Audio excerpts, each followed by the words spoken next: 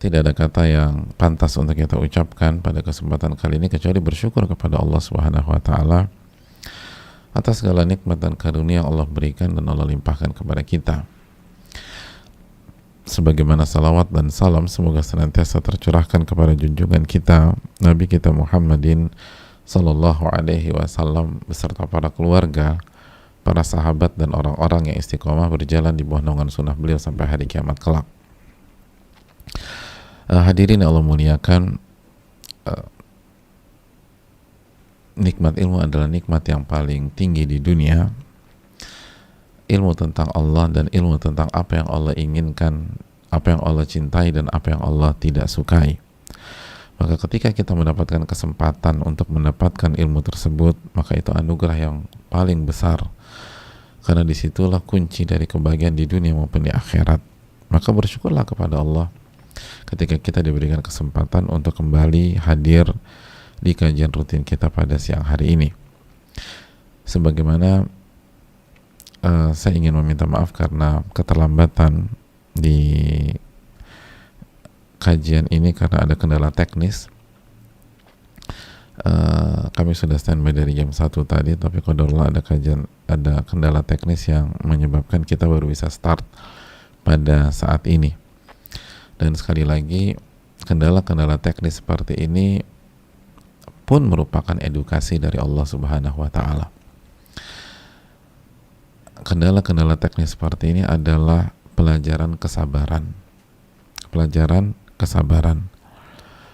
Pelajaran bagaimana kita menyikapi takdir dan menyikapi hal yang tidak sesuai dengan planning kita. Maka jangan sampai kita melepaskan momentum dengan ngedumel, dengan komplain, dengan kesel, apalagi marah, baper, udah aku nggak mau kajian lagi, nggak mulai-mulai. Akhirnya kita tidak mendapatkan ilmunya, intisarinya, dan tujuan kenapa Allah takdirkan kendala tersebut. Karena kendala itu adalah sebuah edukasi kesabaran yang Allah berikan kepada kita. Dan bukankah kita ingin menuntut ilmu? Dan menuntut ilmu itu tidak harus langsung dari lisan seorang guru atau seorang ustadz ke telinga atau ke penglihatan kita, tapi bisa jadi pelajaran itu berasal dari kondisi atau takdir yang Allah berikan kepada kita, lalu kita sikapi dengan ketakwaan. Kita sikapi takdir tersebut dan kendala tersebut dengan ketakwaan. Kita tetap on track, dan di antara ketakwaan adalah kesabaran. Jadi di antara ketakwaan adalah kesabaran. Dengan demikian akhirnya kita mendapatkan ilmu juga. Kita mendapatkan ilmu. Dan itulah firman Allah Subhanahu wa taala ketika Allah berfirman dalam surat Al-Baqarah ayat 282. Allah menyatakan wattaqullah wa yu'allimukumullah, dan bertakwalah kepada Allah dan Allah akan ajarkan kalian ilmu. Wattaqullah wa yu'allimukumullah, bertakwalah kepada Allah. Isi sebuah momentum dengan ketakwaan, hadapi masalah dengan ketakwaan. Apa yang terjadi? Wa yu'allimukumullah, dan Allah akan ajarkan kalian ilmu. Allah akan ajarkan kalian ilmu. Maka bersyukurlah jika kita bisa menyikapi sebuah masalah dengan ketakwaan. Hadirin yang Allah muliakan, pembahasan kali ini sangat penting karena merupakan oposit atau lawan dari pembahasan yang lalu. Ketika yang lalu itu kita bahas apa ya jemaah? Sebaik-baik wanita, ya, wanita terbaik. Maka pada kesempatan kali ini kita akan membahas seburuk-buruk wanita. Dan sekilas info buat kita semua bahwa pembahasan yang lalu dan hari ini itu berasal dari hadis yang sama. Berasal dari hadis yang sama. Ada yang masih ingat hadis riwayat siapa? Al-Baihaqi dalam sunannya. Lalu dari sahabat siapa? Abi Udzainah As-Sadafi. Ketika Nabi SAW bersabda, khairun nisaikum al-wadudul walud, sebaik-baik wanita kalian itu yang penuh dengan rasa cinta, kasih sayang, dan bisa mengungkapkan rasa cinta dan kasih sayangnya, khususnya kepada suaminya. Yang kedua, al-walud, yang subur dan punya banyak anak, kecuali kalau dia punya kendala, kata para ulama, maka itu nggak ada isu, nggak ada masalah. Bukankah Aisyah juga tidak punya anak dari Nabi SAW? Tapi kalau kita subur, kita nggak ada masalah, cuman karena kita nggak mau aja punya anak, ribet, ngerepotin, nggak bebas, atau merubah tubuh saya sebagai wanita, maka itu bukan profil wanita salehah dan wanita yang menjadi kandidat masuk ke surga Allah Subhanahu wa taala. Lalu berikutnya apa jamaah sekalian? Al-muatiyah. Apa arti muatiyah? Yang halus, yang lembut, dan senantiasa mendengar dan taat kepada suaminya. Jadi yang halus, yang lembut, dan senantiasa yang taat atau mendengar dan taat kepada suami, nggak ngebantah, nggak ngejawab, nggak ngeles, nggak keras, nggak kasar. Selama nggak haram, udah iya aja gitu. Selama nggak haram, tentu saja dia berusaha mengikuti keinginan dari suaminya. Setelah tentu saja dia berusaha taat kepada Allah Subhanahu wa taala. Makanya selama tidak maksiat. Lalu yang berikutnya al-muasiyah. Masih ingat al-muasiyah apa? Yang senantiasa membantu suaminya. Jadi hobinya ngebantu suaminya gitu loh. Helpful banget gitu loh. Itu wanita terbaik. Pokoknya selalu berpikir apa yang bisa saya lakukan, apa yang saya bisa lakukan, apa yang saya bisa perbuat, apa yang saya bisa bantu, apa yang bisa saya kerjakan. Itu bukan ngeribetin apa hak saya, apa yang bisa saya dapatkan. Enggak, orang wanita-wanita terbaik itu bukan begitu. Wanita-wanita terbaik itu berpikir apa yang bisa saya lakukan, apa yang bisa saya kerjakan, apa yang bisa saya bantu, apa yang bisa saya korbankan. Itu wanita terbaik. Bukan apa yang bisa saya dapatkan, kalau nggak dapat marah, ya kalau nggak bisa dapat baper, nggak dapat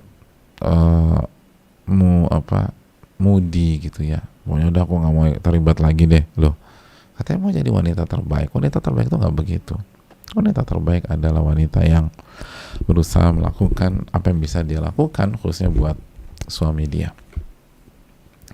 Nah, hadirin yang Allah muliakan, lanjut lagi, idza taqainallah, dan semua itu jika dia bertakwa kepada Allah. Jadi bukan hanya hablum minan nas, bukan hanya untuk suami, tapi semua itu dibalut dengan ketakwaan, mengharapkan wajah Allah, ikhlas kepada Allah Subhanahu wa taala, dan dalam rangka mengikuti sunnah Nabi SAW. Jadi bukan hanya sama suaminya saja dia baik, ada banyak wanita baik sama suaminya, totalitas, helpful, terus lemah lembut, nggak pernah mengucapkan kata-kata keras, kasar, atau suara tinggi, tapi dia nggak pakai hijab, nggak mau ngaji gitu loh. Bahkan dia meragukan Allah itu ada apa tidak. Orang seperti itu bukan wanita terbaik. Wanita-wanita seperti itu bukan wanita terbaik, walaupun sayang banget sama suaminya, walaupun setianya luar biasa, walaupun banyak anak, walaupun anaknya 16 misalnya, tapi ketika dia nggak bertakwa, itu tidak bermanfaat buat diri dia. Nah, hadirin yang Allah muliakan, setelah Nabi kita SAW menjelaskan profil wanita-wanita terbaik, Nabi melanjutkan hadisnya, dan itu yang belum kita bahas pada pertemuan yang lalu. Kata Nabi kita SAW, wa syarru nisaikum, dan wanita-wanita terburuk di antara kalian, atau seburuk-buruk wanita, seburuk-buruk wanita. Siapa mereka? Al-mutabarrijat, al-mutakhayyilat, wa hunnal munafiqat, la yadkhulul jannata minhunna illa mithlu ghurabil a'sam. Itu profil wanita terburuk. Siapa mereka? Yang pertama kata Nabi SAW, al-mutabarrijat, yang bertabarruj, yang bertabarruj.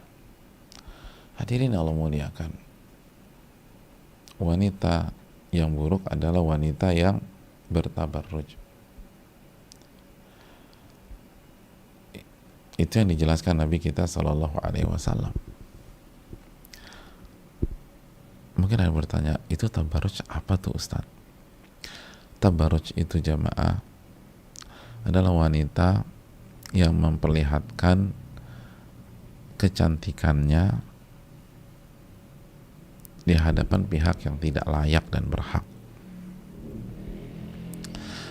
Jadi memperlihatkan secara umum ya, memperlihatkan kecantikannya kepada pihak yang tidak layak, yang tidak berhak.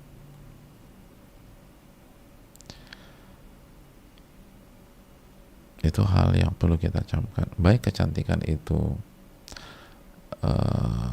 perhiasan maupun tubuhnya sendiri. Dengan tidak berhijab misalnya, atau pakai baju tapi ketat, lekuk tubuh terlihat, atau tipis pakainya sehingga transparan. Hadirin yang Allah muliakan,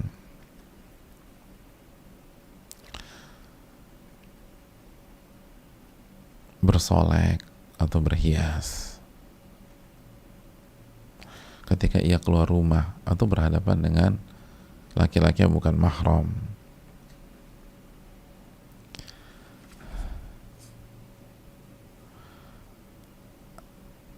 dan inilah yang dilarang oleh Allah Subhanahu wa Ta'ala dalam surat apa? Surat Al-Ahzab ayat 33. Surat Al-Ahzab ayat 33, wala tabarrajna tabarrujal jahiliyatil ula.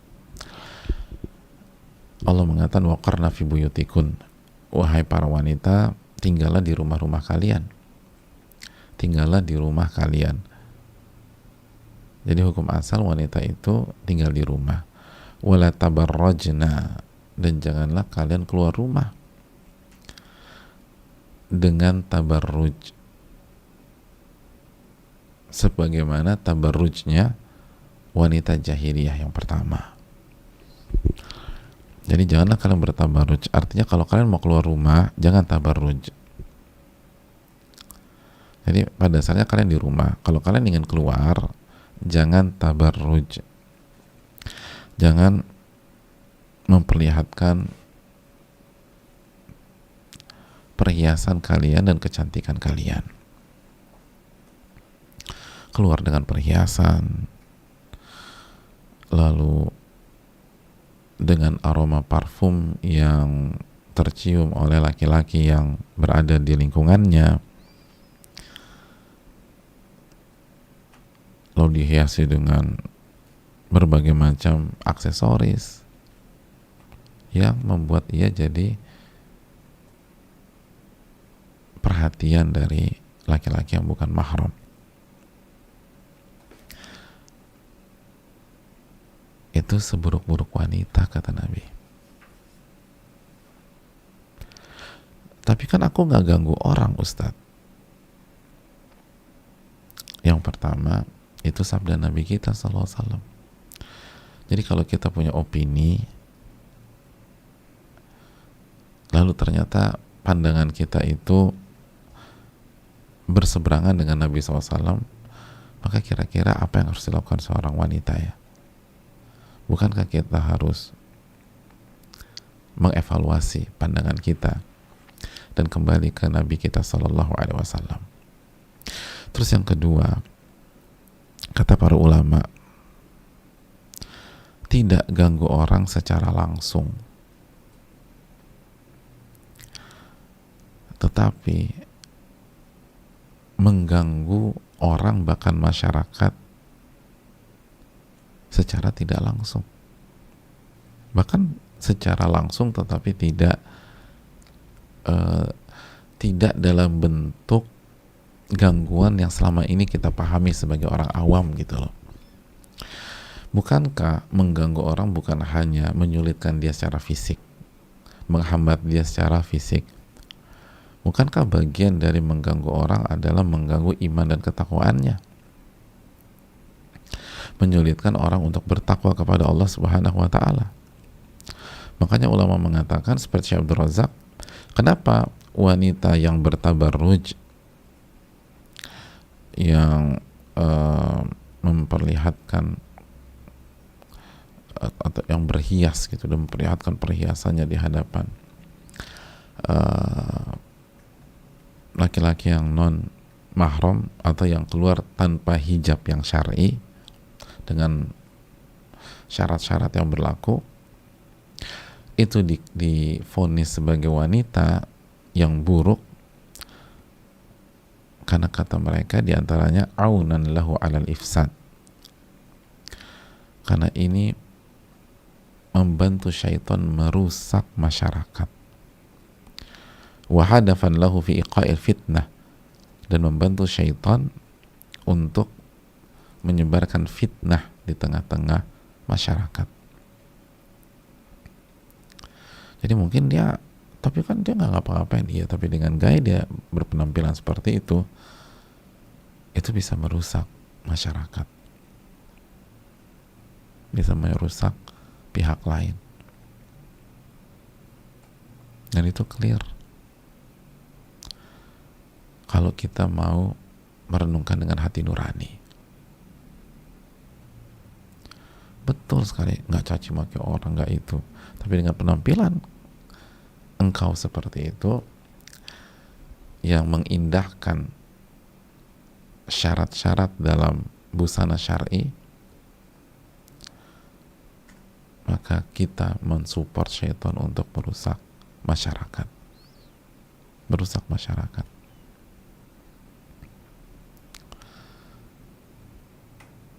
Merusak masyarakat. Itu yang perlu kita renungkan. Dan tabarruj kita buat simpel apabila seseorang wanita keluar rumah atau berpenampilan tidak sesuai dengan syarat-syarat hijab yang syar'i.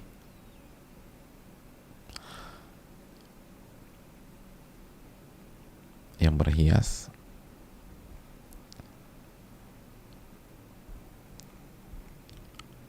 atau tidak panjang, sempit, ketat, auratnya terlihat, memakai parfum keluar, dan seterusnya. Dan perinciannya ada di dalam buku-buku fikih. Nah, ini yang perlu kita camkan jamaah. Ini yang perlu kita renungkan. Nabi SAW mengatakan seburuk-buruk wanita, seburuk-buruk wanita. Maka jangan kita lakukan itu. Mungkin sebelumnya kita belum tahu, tapi sekarang usahakan ketika keluar rumah kita menggunakan busana yang syar'i, ukurannya, warnanya, ketebalan bahannya.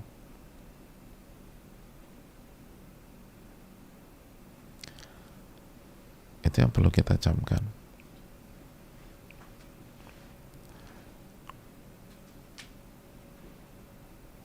Lalu ada bagi yang pakai cadar, dan bagi yang tidak pakai cadar, wajahnya sudah dibuat biasa saja. Jangan dihias atau di make up agar orang tertuju kepada dia.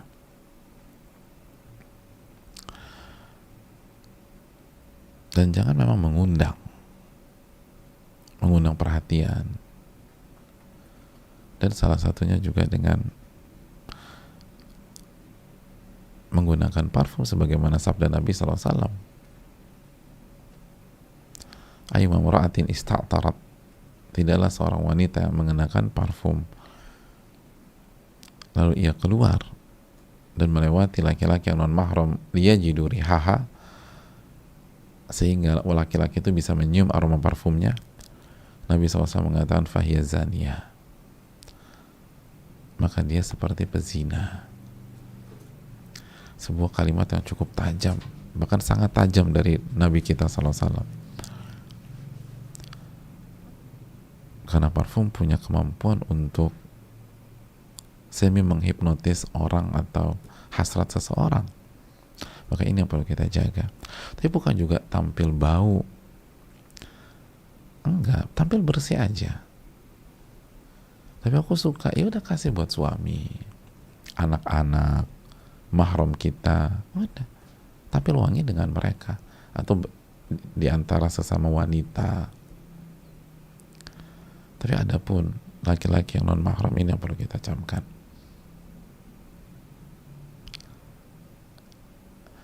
Mari kita evaluasi ibu sekalian dan saling mengingatkan tanpa harus menjatuhkan pihak lain, tanpa harus menggunakan kata-kata keras dan kasar. Tapi coba kita renungkan Nabi kita sendiri yang menyatakan syarrun nisaikum, seburuk-buruk wanita di antara kalian, seburuk-buruk.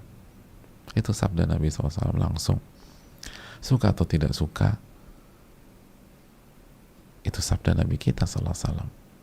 Terima atau nggak terima, itu sabda Nabi kita SAW. Dan Allah berfirman dalam surat An-Najm ayat 3, wa ma yantiqu 'anil hawa in huwa illa wahyun yuha.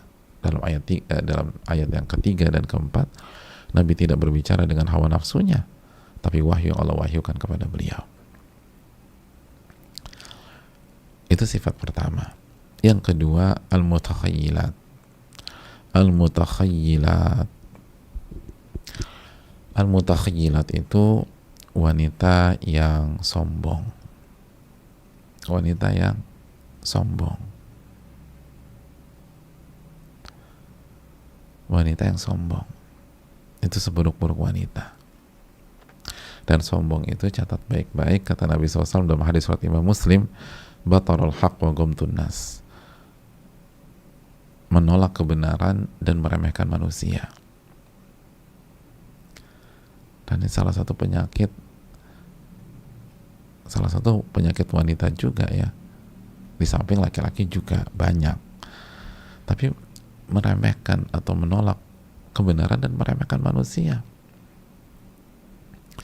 Betapa banyak kita tidak sengaja melihat wanita atau ibu-ibu yang meremehkan temennya hanya karena cara berpakaiannya,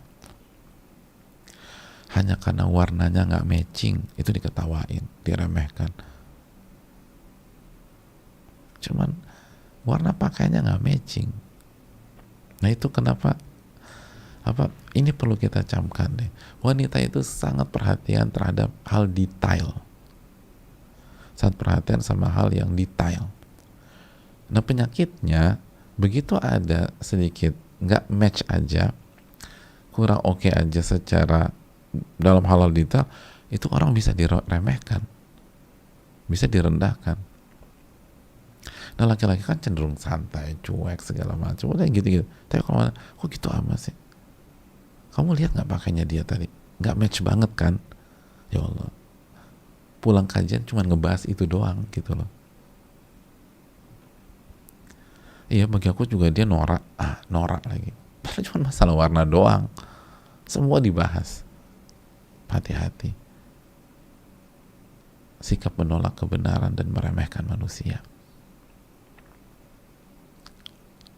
Menolak kebenaran dan meremehkan manusia. Ini dimention, ditekankan oleh Nabi SAW secara khusus bagi wanita.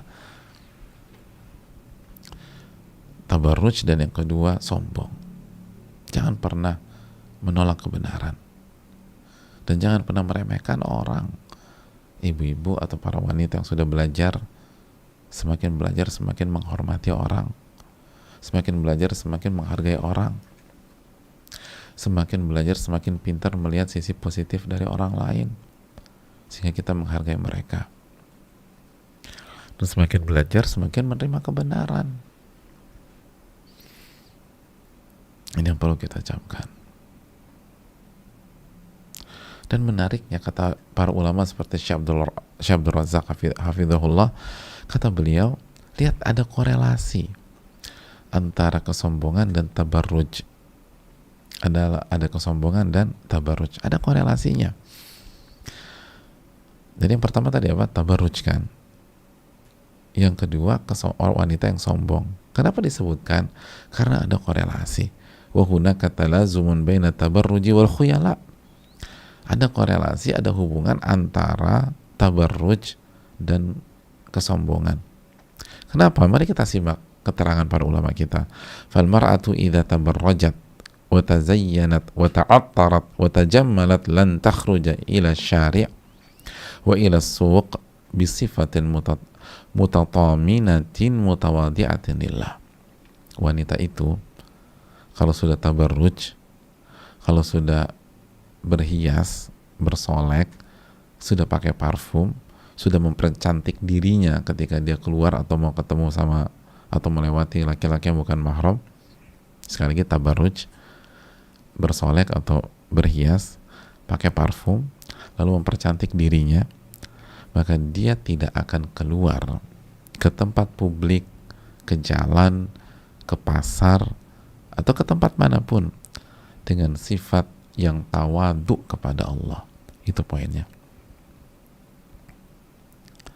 Dia nggak akan keluar dan bersikap dengan sifat tawadu kepada Allah. Bal takhruju mukhtalatan muta'aliyatan mutaraffi'atan fihal kibar.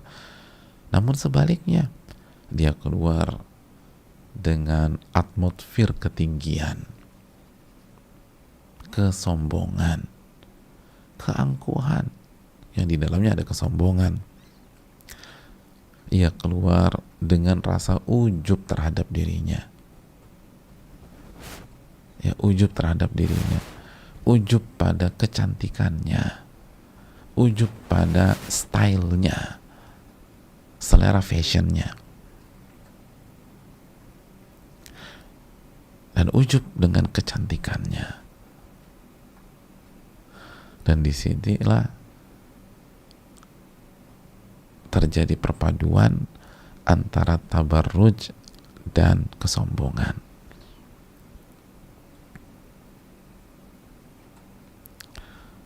Coba deh.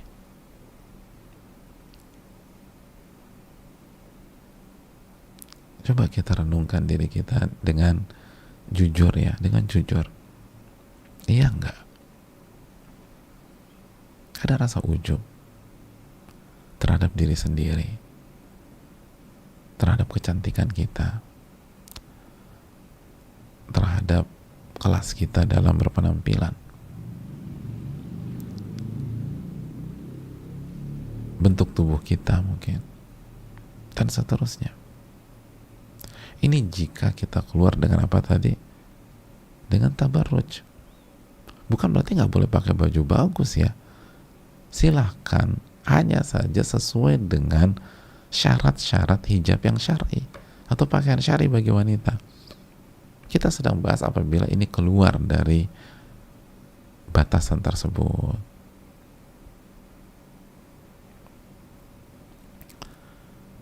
Itu tadi kenapa sih wanita ngotot banget gitu ya? Karena dia ingin menampilkan sesuatu dari dirinya. Itu poinnya. Ingin menampilkan sesuatu dari dirinya.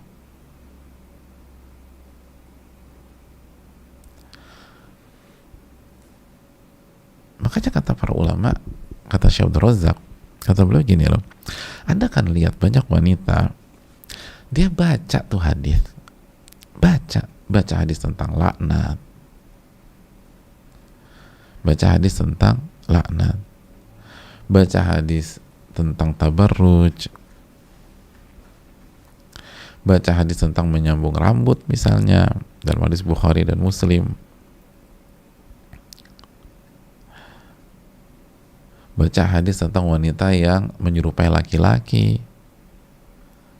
la'anan Nabi SAW al-mutarajjilati minan nisa, Nabi melaknat wanita yang menyerupai laki-laki dari secara penampilan. Hadis riwayat Imam Bukhari dari Ibnu Abbas misalnya. Jadi sebagian mereka tuh baca, tapi tetap saja ngotot dengan penampilannya, ngotot dengan cara berbusananya, gak mau dirubah, tidak mau dirubah. Dan ketika direnungkan, diresapi, kenapa sih kok bisa ngotot gitu? La yakunu hammuha illa an tatajammal wa tatazayyan. Karena ambisinya adalah untuk mempercantik diri dan berhias. ingin memperlihatkan kecantikannya, itu intinya.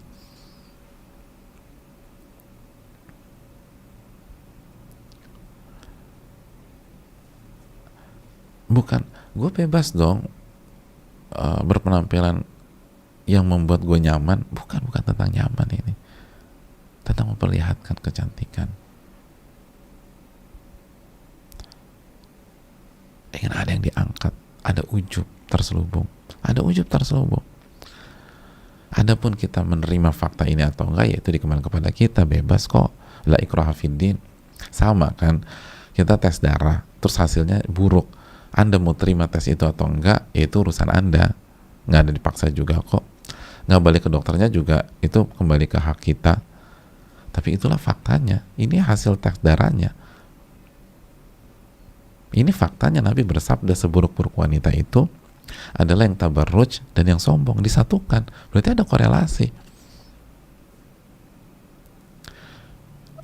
berarti ada pesan kalau ingin jadi wanita yang tawadhu, maka berpenampilan sesuai dengan busana yang syar'i. Ikuti syarat-syarat yang ditentukan Allah dan Rasulnya, gak usah ngotot. Makanya sekali lagi jamaah sekalian, kalau kita merasa kok aku masih suka ngeremehin orang ya, kok aku masih suka nyinyirin orang, menganggap diri lebih tinggi dan seterusnya, salah satu yang harus kita evaluasi, lihat gaya penampilan kita. Itu ada hubungannya. Di samping kita bersihkan hati kita tentu saja. Kalau gaya penampilan kita masih tabarruj, masih berpenampilan yang melebihi batasan dan koridor syar'i,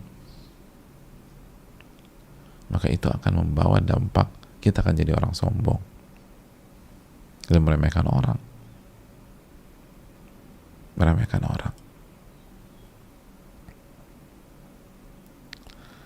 Dan ini pelajaran kepada kita, jangan sampai ambisi kita di masyarakat, di pergaulan, ketika kita keluar rumah dan bertemu orang, ketemu dengan laki-laki yang non mahram, ambisi kita adalah memperlihatkan kecantikan kita, kalau mau jadi wanita yang tawadhu, kalau mau jadi wanita yang dicintai oleh Allah, itu terlihat.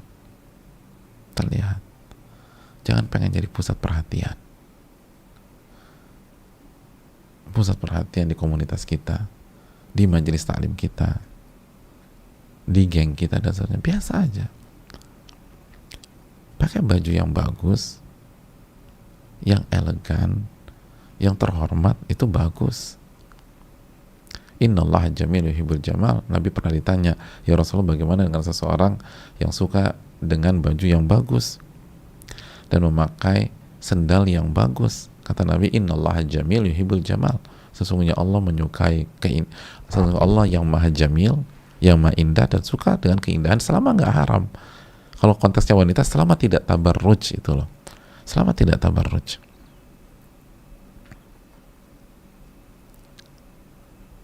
Itu yang perlu kita camkan.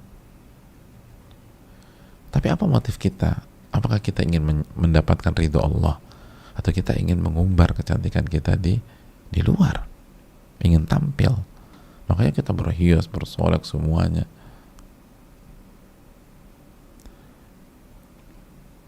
Ingin dipuji. Itu yang perlu kita camkan.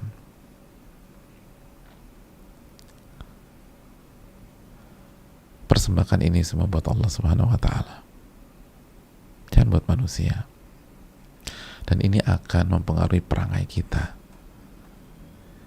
Apakah kita jadi wanita yang tawadhu atau wanita yang sombong? Makanya jamaah sekalian, ini juga kalau apabila ada suami-suami ikut kajian, kalau kita kewalahan ngadepin istri kita, ini bagi para suami ini, kewalahan ngadepin istri kita, dikasih tahu ngejawab, dikasih tahu ngedebat, dikasih arahan ngebantah, pening kita ngadepin istri kita. Coba lihat cara busananya, coba lihat bagaimana dia berpenampilan, Anda yang membebaskan dia berpenampilan, Anda yang membebaskan dia bertabarruj, Anda yang membebaskan dia bersolek ketika keluar, Anda yang membiarkan dia tampil wangi di hadapan banyak orang. Bukan tampil bersih ya, tampil bersih oke. Tapi dengan parfum semerbak segala macam. Ya Anda yang biarkan, ya Anda panen hasilnya dong. Itu korelasinya jelas. Ini jelas para ulama. Digabungkan sama Nabi SAW. Tabarruj dan sombong. Digabungkan. Jadi kalau ingin punya istri yang nurut, yang taat, suami bilang AA, suami bilang BB, kontrol cara penampilan istri kita. Kontrol cara penampilan istri kita. Jangan sampai dia tabarruj keluar rumah. Ketika bersama kita atau ketika dia pergi sama pihak lain.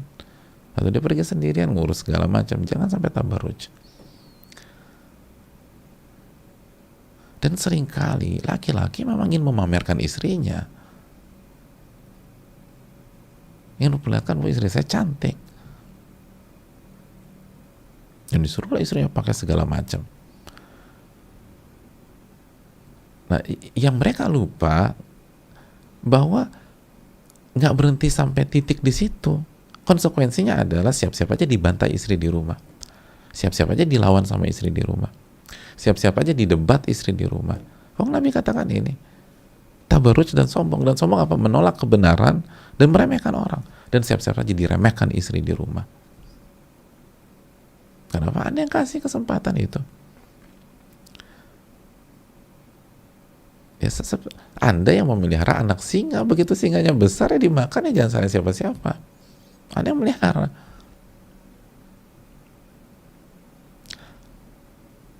Ini yang perlu kita camkan. Banyak orang lupa. Jadi hanya pengen lihat sisi satu.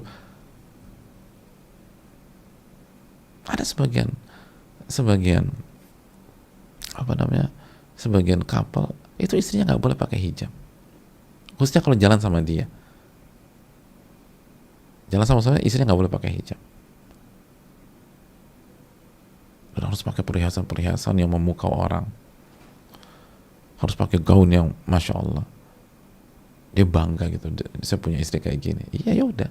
Yang pertama, siap-siap Yang pertama, pastikan hukumnya itu bagaimana. Yang kedua, siap-siap konsekuensinya aja. Dan salah satunya, Anda akan didebat, Anda akan dilawan, Anda akan dijawab, Anda akan disikapi dengan tidak layak oleh istri Anda sendiri. Dan itu terjadi di banyak rumah tangga. Karena nggak bisa dipisahkan antara tabarruj dan antara kesombongan. Kita masih hobi tabarruj, maka siap-siap saja ada virus kesombongan di dalam hati kita. Kalau kita ingin buang virus kesombongan, jangan tabarruj. Jangan tabarruj.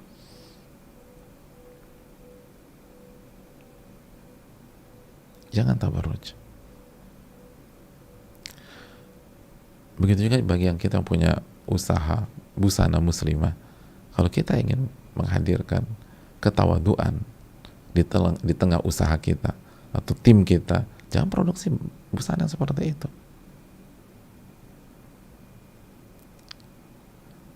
Itu yang perlu kita camkan bersama-sama. Ini penting. Ini hal yang penting. Jangan tabarruj. Anda tabarruj, maka Anda siap sombong. Dan sebaliknya, orang yang sombong kecenderungannya tabarruj. Gitu aja.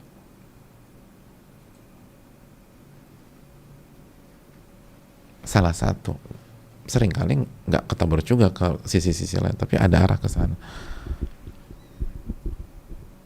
Jadi sekali lagi jemaah sekalian yang Allah muliakan, begitu kita tabarruj, arahnya tuh kesombongan.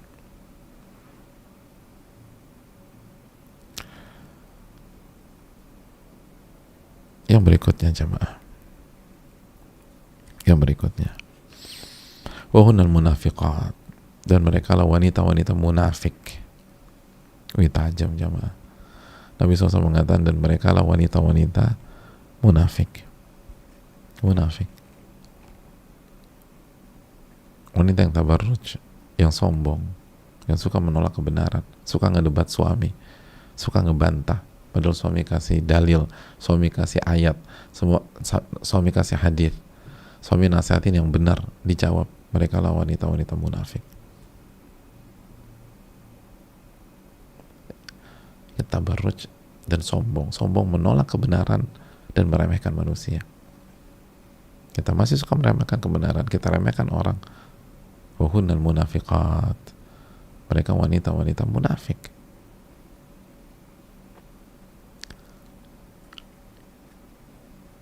Munafik jamaah, subhanallah. Yang kalau kita berbusana atau kita berhijab, itu semua palsu. Semua palsu. Karena inti dari kemunafikan, apa kata Hasan al-Basri atau kata Al-Imam Al-Muwardi, bahwa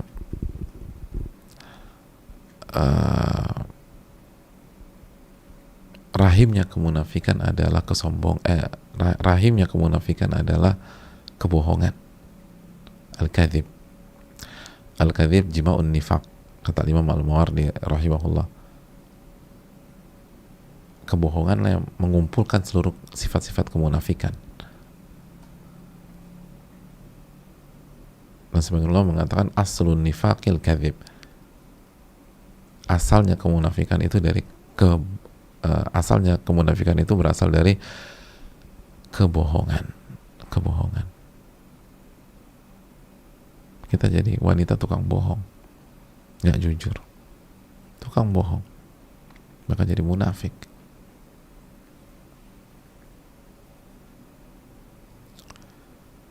Ini yang perlu, ya itu tadi, katanya hijrah, kenapa masih tabarruj kan gitu? Katanya hijrah, kenapa masih tabarruj? Kenapa sombong? Kenapa masih ngebantah suami misalnya ketika kasih nasihat? Padahal itu nasihatnya benar.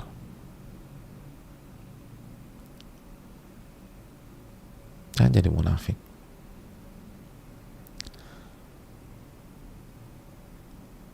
Dan munafik sangat panjang, tapi sekali lagi intinya adalah kebohongan. Dan kebohongan yang paling parah adalah bohong sama Allah Subhanahu wa taala. Katanya kita mau berubah, kita jadi wanita soleha, kita ingin berhijrah, kita ingin, buktinya mana?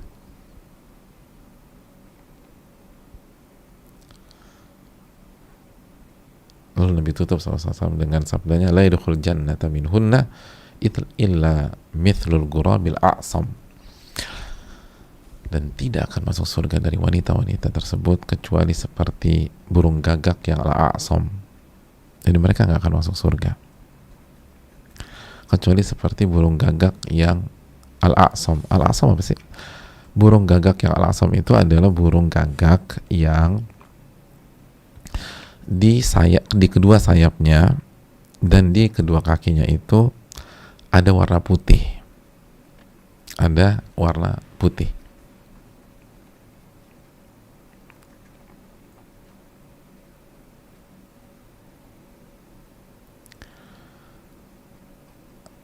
Ada warna putih. Maksudnya apa? Siapa yang tahu maksudnya? Jadi mereka nggak akan masuk surga kecuali seperti burung gagak yang punya warna putih di kedua sayapnya dan di kedua kakinya. Apa maksudnya?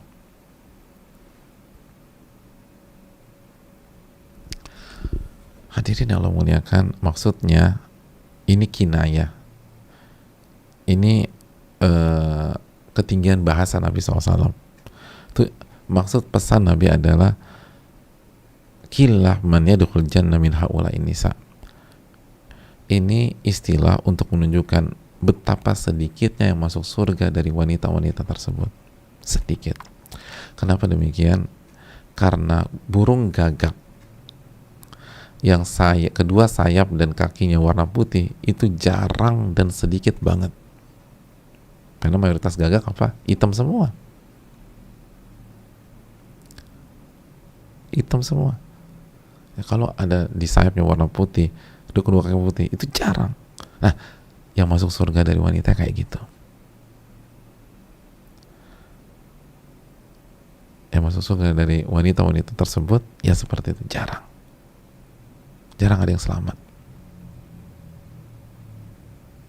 Jarang ada yang selamat.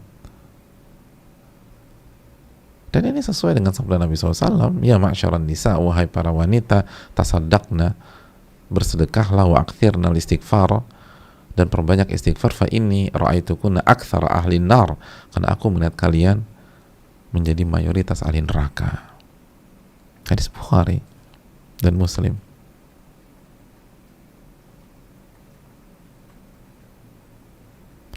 Ini yang perlu kita camkan.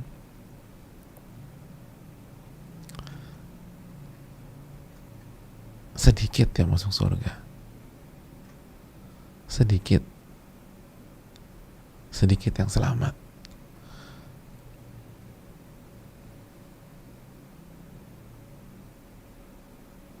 Maka kuburlah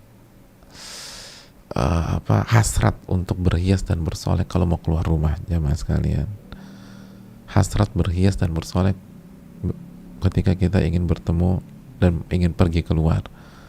Kalau enggak, sedikit yang selamat, sedikit yang selamat. Dan jangan sombong, khususnya depan suami. Dikasih nasihat, terima, jangan ngejawab, jangan nolak kebenaran, dan jangan meremehkan orang. Jangan pernah remehkan orang. Jangan jadi munafik. Kalau bicara dia bohong, kalau janji dia ingkari, kalau dikasih amanat dia khianat. Jujurlah sama Allah Jalla wa'ala, ibu-ibu sekalian. Jujur kepada Allah, karena inti kemunafikan adalah kebohongan. Dan kebohongan yang paling parah, bohong sama Allah. Mungkin kita gak pernah bohong sama teman kita, klien kita, atau customer kita, atau konsumen kita, tapi sama Allah gimana? Kita janji jadi hamba yang baik, tapi kok gak baik nih? Bohong. Itulah seburuk-buruk wanita. Sedikit dari mereka yang selamat dan masuk ke dalam surga, seperti sedikitnya populasi burung gagak yang punya warna putih di kedua sayapnya dan kedua kakinya. Dengan demikian, inilah hadis tersebut. Semoga menjadi ibrah bagi kita. Tabarruj, yang suka berhias dan bersolek di hadapan laki-laki yang bukan mahramnya, yang berpenampilan tidak menggunakan syarat-syarat hijab yang syar'i. Lalu yang kedua, wanita yang sombong, munafiqat. Dan waktunya sekarang untuk mengevaluasi diri dan menghilangkan jika kita memiliki salah satu sifat di atas. Insya Allah belum ada kata terlambat. Perbaiki diri, perbaiki diri, perbaiki diri. Wassalamualaikum warahmatullahi wabarakatuh. Kita buka sesi tanya jawab dengan keterbatasan ilmu dan waktu kita. Allah ta'ala bisawab.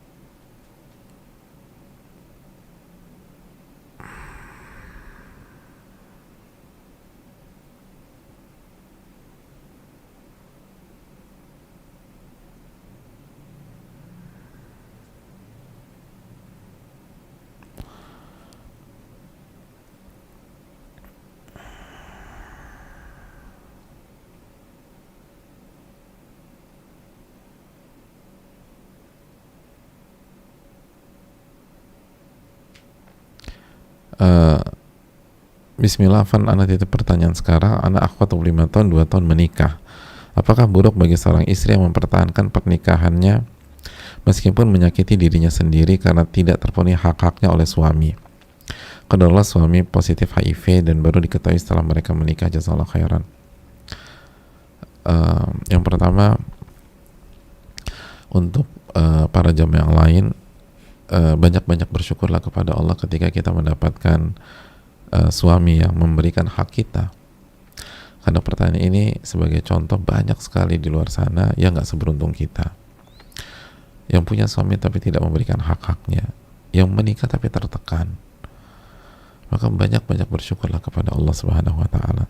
Karena kalau kita tidak bersyukur, maka kita kufur nikmat, dan itu dari awal masalah kita ke depan. Adapun untuk beliau yang bertanya, yang pertama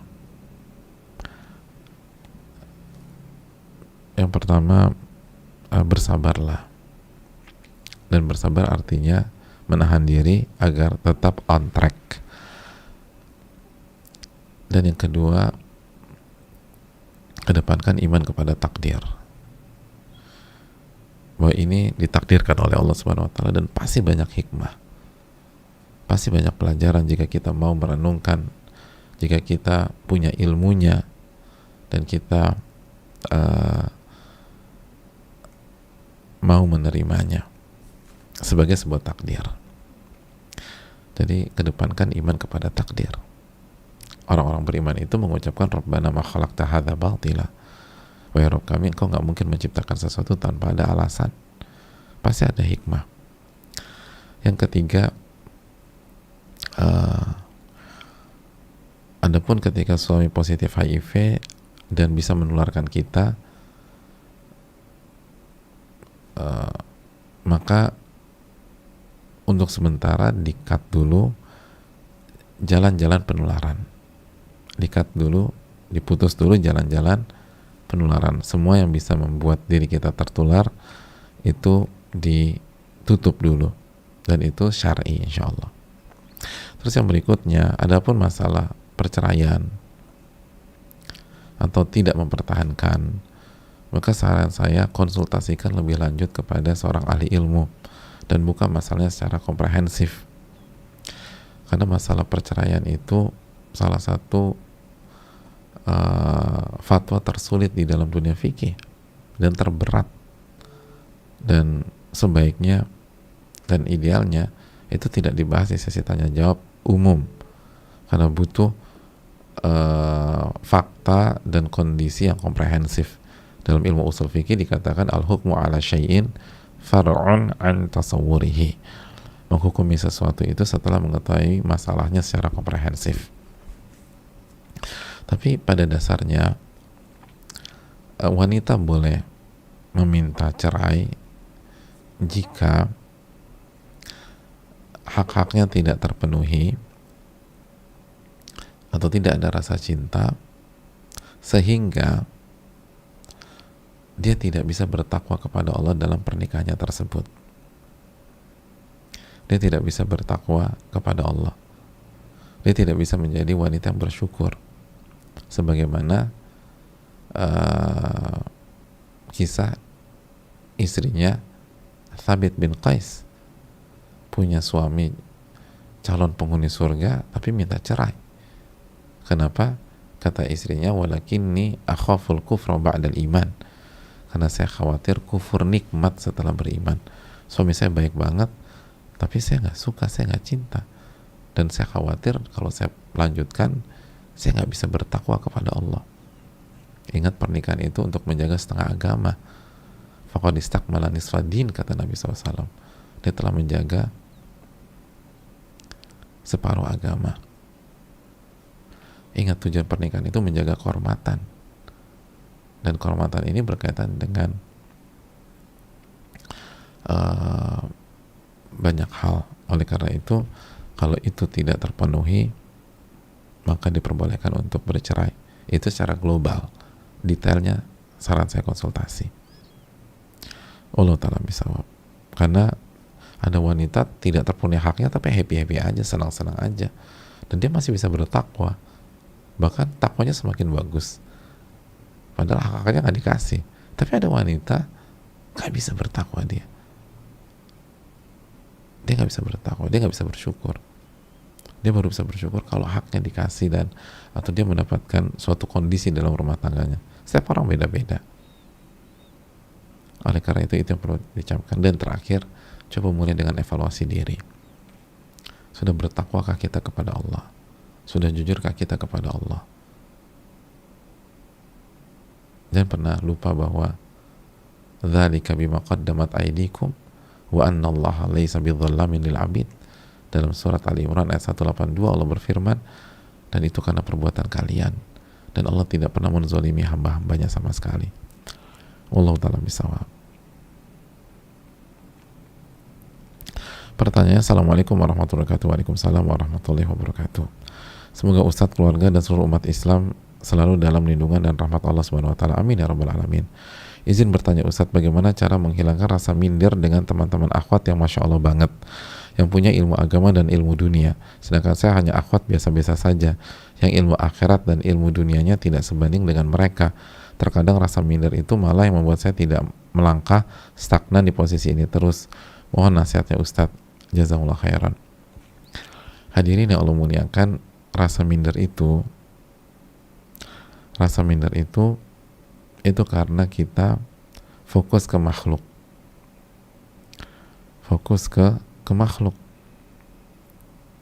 dan menjadikan makhluk itu sebagai parameter.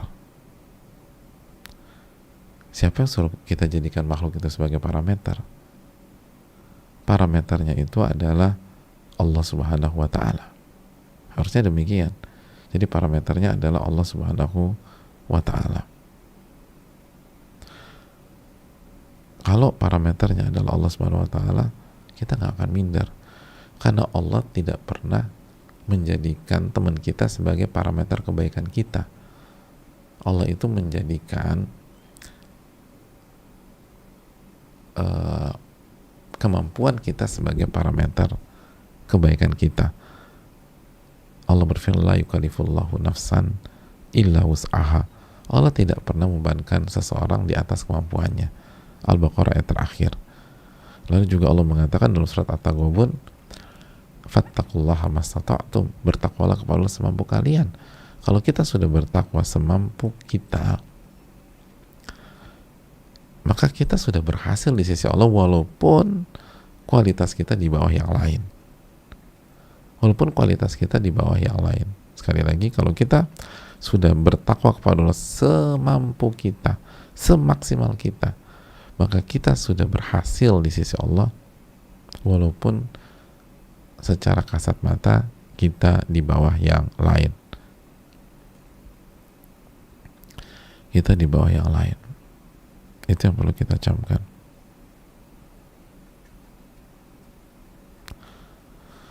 Gitu jemaah sekalian, di bawah yang lain. Maksimal diri kita nih, misalnya kalau pakai nilai 40, maka ketika kita sampai nilai 40, maka kita sudah berhasil di sisi Allah, walaupun di ranking kita nomor 274, jauh banget di bawah, 274 dari 273 siswa, jadi -1, parah banget. Kalau yang lain bagus-bagus nilainya, tapi kan parameternya bukan manusia. Terus yang berikutnya jemaah sekalian, mainkan amalan hati.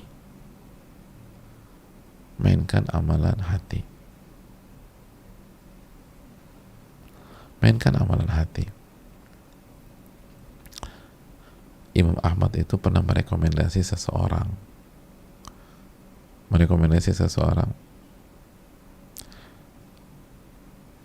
yang ketika beliau rekomendasikan, sebagian orang tuh kaget, karena bagi mereka ini orang biasa-biasa aja, sosok ini biasa-biasa saja di level itu ya, di standar zaman beliau. Karena yang beliau rekomendasikan juga bukan orang sembarangan. Yang beliau rekomendasikan adalah Ma'ruf al-Karhi. Makanya ditanya, kok bisa antum rekomendasi Ma'ruf? Emangnya Ma'ruf itu sehebat apa sih?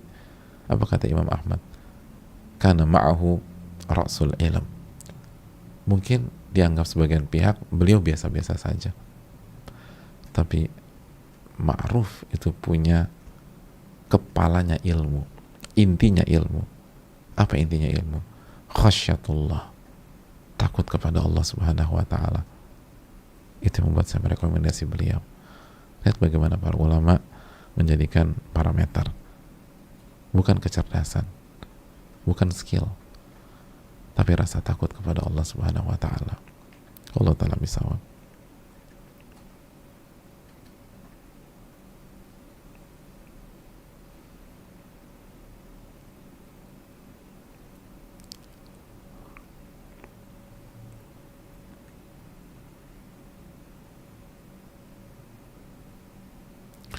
Assalamualaikum warahmatullahi wabarakatuh. Waalaikumsalam warahmatullahi wabarakatuh. Semoga Ustadz, keluarga, dan seluruh umat muslim selalu dalam lindungan dan rahmat Allah Subhanahu wa taala. Amin ya rabbal alamin.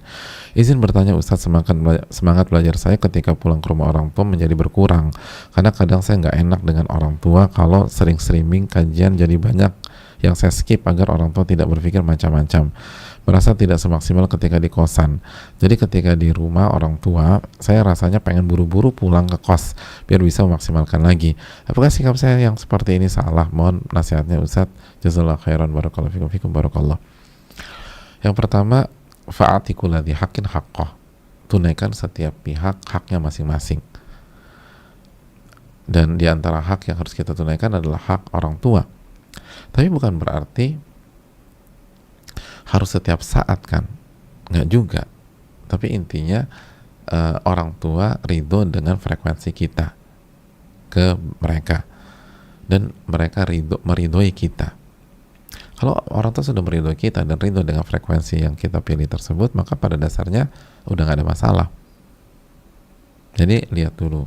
Jadi tidak maksimal ini kan seringkali subjektif ya. Jadi kalau orang tua ridho dan nggak mau mempermasalahkan, ya udah nggak apa-apa gitu loh. Terus yang kedua, kalau kita ingin streaming di rumah orang tua, bicara aja baik-baik. Seringkali kita belum bicara, terus kita simpulkan sendiri, padahal kalaupun kita di rumah kerjanya streaming juga nggak ada masalah sama sekali. Ada banyak orang tua itu sudah bahagia setengah mati ketika ngelihat anaknya pulang, walaupun hanya berada di kamarnya aja. Jadi anaknya pulang, gak keluar-keluar, udah di kamar aja seharian. Itu senang tuh orang tua. Orang tua senang.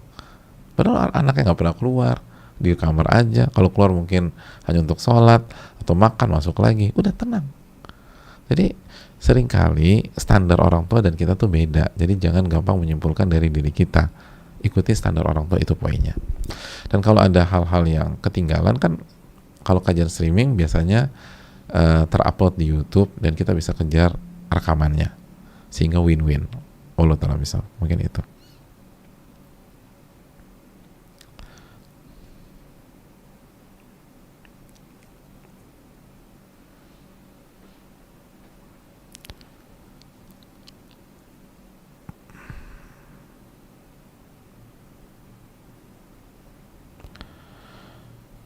Semoga Allah senantiasa menjaga Ustadz, keluarga, seluruh kaum muslimin. Amin ya rabbal alamin. Begitu yang bertanya. Afwan Ustadz, saya adalah istri sekaligus ibu dari 3 anak yang masih kecil-kecil. Saya sangat ingin berbakti kepada suami, melayaninya dengan baik, mengurus segala keperluan suami sampai hilang. Qadarullah. Ini mana ya?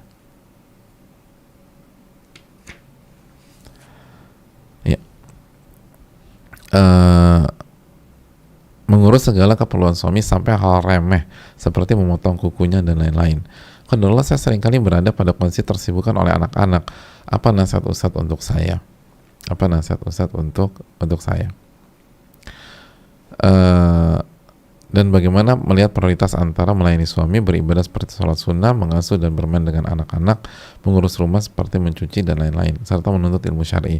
Saya masih kadang bingung mana yang harus saya dahulukan antara melayani suami atau mengurus anak-anak atau mengerjakan urusan rumah. Jazakallahu khair, barakallahu fikum. Ya, pertama niatnya bagus, niatnya ingin jadi al-muwasiyah. Al-muwasiyah. Sebaik-baik wanita itu al-muwasiyah, yang helpful dan suka ngebantu suaminya dan pengen sekali berbuat untuk suami. Itu bagus.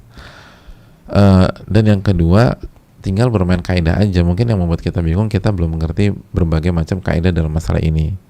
Seperti misalnya al-jam'u aula minat tarjin amkan, menggabungkan seluruh dalil dan amal soleh itu lebih didahulukan daripada memilih salah satunya. Jadi kalau kita bisa kerjakan semuanya, kerjakan semuanya. Tinggal diatur aja waktunya. Contoh, mengunting kuku sama ngurus anak. Nah, mengunting kuku kan kita bisa kerjakan di setiap waktu di 24 jam. Termasuk ketika suami kita sudah terlelap. Jadi bisa kita gunting jam 1 malam gitu ya. Suami udah tidur gitu. Ya udah kita guntingin kukunya. Tapi jangan pas kita lagi ngantuk gitu loh. Karena berantakan nanti. Jadi pas kita lagi fresh dan seterusnya udah kita guntingin. Bangun-bangun sudah sudah pendek, bukan sudah hilang, sudah pendek gitulah. Udah pendek nih gitu loh. Kan itu bisa pas suami kita lagi istirahat dan seterusnya.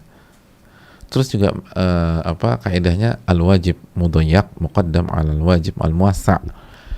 Kewajiban dan tanggung jawab yang waktunya sempit itu didahulukan daripada kewajiban yang waktunya cukup fleksibel atau cukup banyak gitu loh.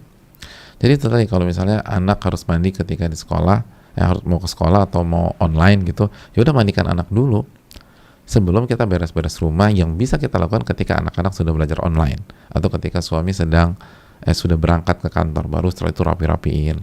Tapi begitu suami dan anak Anda fokus ke sarapan suami lah, mandiin anak lah dan seterusnya.